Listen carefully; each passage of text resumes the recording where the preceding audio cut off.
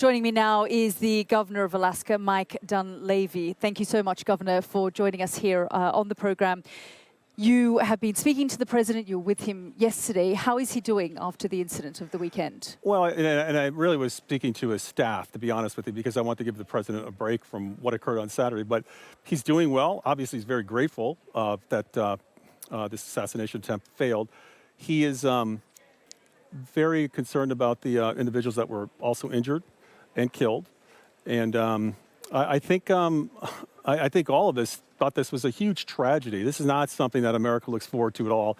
And I do believe people are sincere on both sides of the aisle, that we need to move forward and be focused on policies and not harming each other.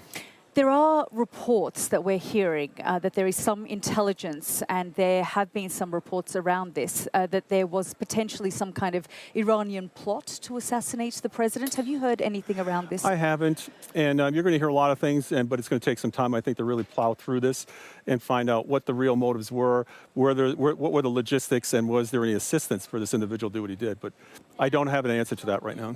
Do you think there is a sense of unity here at the Republican National Convention? I do. And I was on the floor yesterday talking with people here this morning, this afternoon. I do. I think there is unity.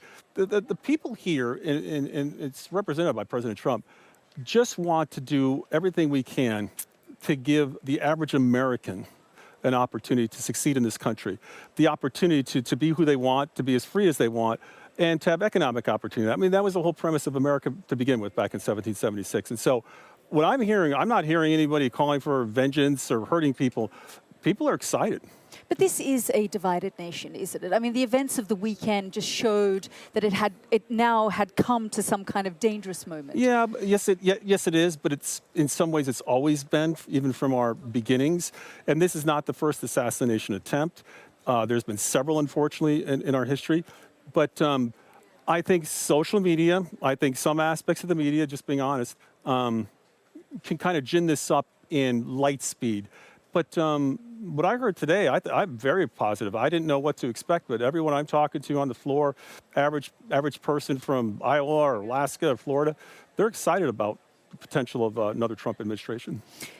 Tell me your thoughts around JD Vance being named as President Trump's running mate. Yeah, and I don't know JD, but I would assume that the president did this and named JD because he wants a younger person. He wants a younger person to represent the future of the country. A lot of us are getting up in age, and having somebody of JD's age, his background, I think is a signal to America that Trump is looking beyond his 4 years and wants to make sure that there's somebody that has a chance of being in place that's going to carry on some of the aspects of his administration that I think we all support, and then build an America for future generations. He's been quite critical of Donald Trump in the past, though, hasn't he? I mean, describing him as America's Hitler, for example, describing him as an idiot as well. I would say that there are some folks that have criticized the president. That's true. But I think they've had plenty of dialogue over the past year and a half. And whatever criticisms there were, I think it's been allayed and that's been put behind him because obviously he's now the vice presidential nominee. You've said that people feel a sense of unity. One of the tweets straight after this assassination attempt that JD Vance put out was he pointed the finger of blame at the Democratic Party. Do you think that was the right thing to do? I think a lot of people were upset initially, but I think most of us are trying to understand what happened. If they understand the history of political politics in America, and as I mentioned, unfortunately, some assassinations and attempts, they soon realize that a lot of these actions are done by people that are either mentally unstable. In the case of Lincoln, it was a disgruntled Southern sympathizer, and John Wilkes Booth. But I think people are beyond that now, and I think people are looking at the future and just grateful that the president is alive, not seriously hurt, and sad for the people that were killed in this event. Let's talk about your position and your state and the president's position on certain things. You have stood by the president for many, many years. Yeah. But there are certain issues that you differ in terms of the environment, for example. Explain that to me. I mean, the president says he's big on oil and not on renewables. He says he hates wind. That's not necessarily what you say. Right, but I think, and I haven't talked to the president in detail on this, but I think what the president's issue is, minimizing fossil fuels, eliminating fossil fuels at any cost. There's technology there, for example, for carbon storage, et cetera. But I don't, I think what you're going to find is that we need more energy of all kinds, especially with supercomputing, artificial intelligence. You're just going to need more energy. And I think what the president wants is to unleash opportunity, not socially engineer, which is really happening now.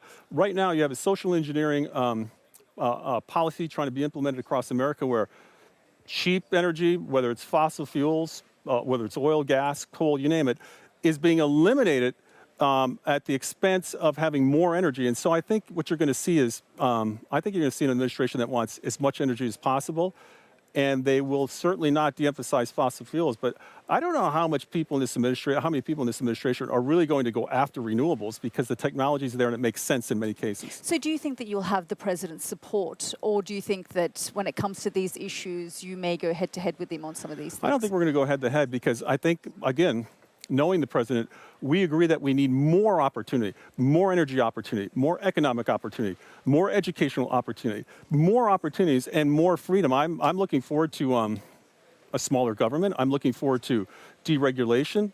I'm looking forward to the states doing more than what the federal government is doing now. So, I mean, that's the America I think that most people want. We'll know on November 5th, but I'm pretty confident that we're looking at a President Trump's second term. And Governor, how do you think the next few months will evolve, given what's happened at the weekend and given the nature of things at the moment? I mean, I'm seeing banners here talking about Make America Safe Again. Yeah, well, yes, because a lot of our cities have been burning, there's upheaval, defund the police, our homeless situation has spiraled out of control. So I think you're going to see more of a focus on policy, more discussion on policy, what people are going to do, what are their ideas to fix some of the things here in America. But you know, a lot of people have counted America out for 248 years. We're still here. We're still strong. We're still going to do well. And this is one of the reasons why I support President Trump, because I agree with his policies. Governor, thank you so much for your time.